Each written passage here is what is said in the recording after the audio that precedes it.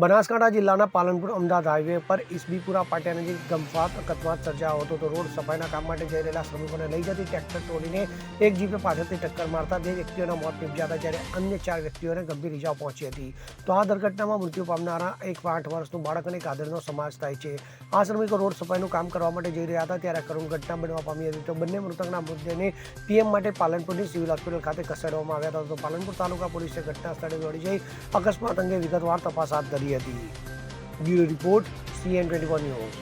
હવે જુઓ દેશ દુનિયાની તમામ ખબરો તમારી આંગળીના ટેરવે. ઉઠાવો મોબાઈલ અને Google Play Store પરથી ડાઉનલોડ કરો અમારી CN24 ન્યૂઝ મોબાઈલ એપ.